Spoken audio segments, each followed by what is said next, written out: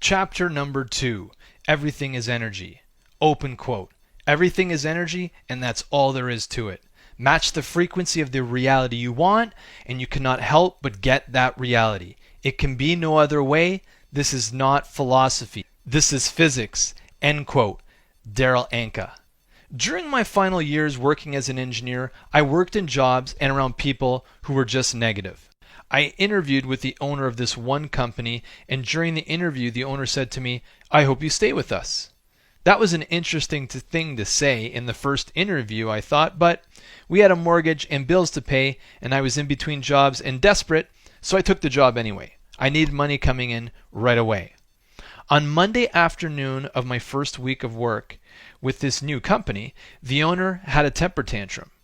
During a conference call, he started yelling at the person on the phone and throwing erasers and pens across the room. The next morning, the owner was in a good mood. He saw me in the office and gave me a high five. This guy's a nut job, I thought.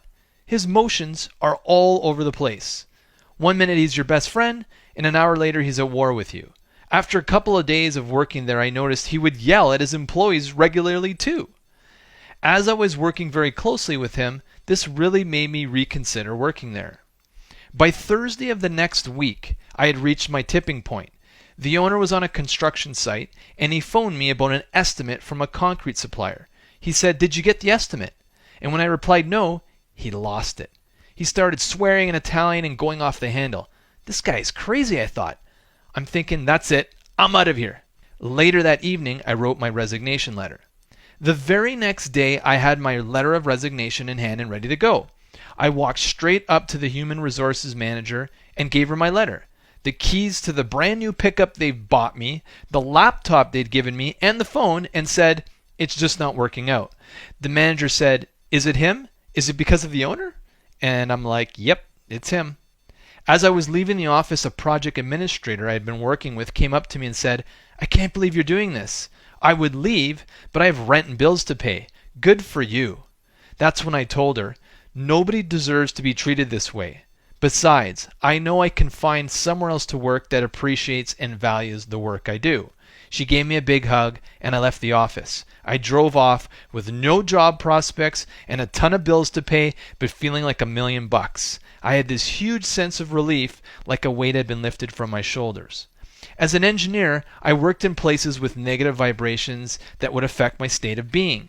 Because of that, I had to learn ways to not only protect myself, but also how to avoid these types of people and set boundaries. What I also found in my experience working with other people is that you don't necessarily have to be around these people physically for them to affect you.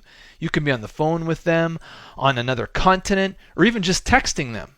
You can be thousands of miles away and still be affected by their energy. So that got me really curious about how this all worked. Were we really all connected?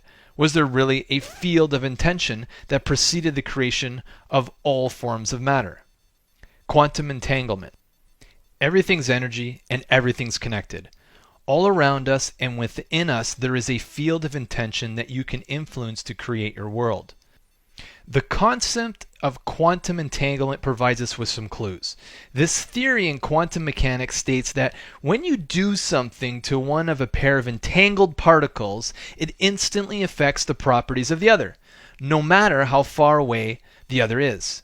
This connection at a distance is what Einstein referred to as spooky action at a distance. Known in quantum physics as non-local communication, it basically means that we are constantly communicating through this field of intention with all matter non-locally.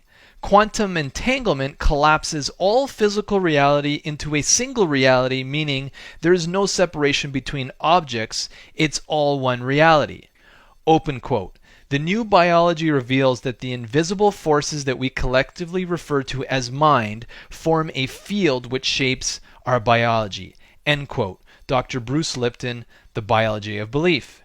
An example of this is when your vibration entangles with another person's vibration. What results is a new frequency or energetic state. Let's say you go through your meditation, you do your affirmations, and you start your day feeling great. You could generally be a happy person, but as soon as you bump into someone who's in a generally negative state, lower vibration, your energy becomes entangled with that person.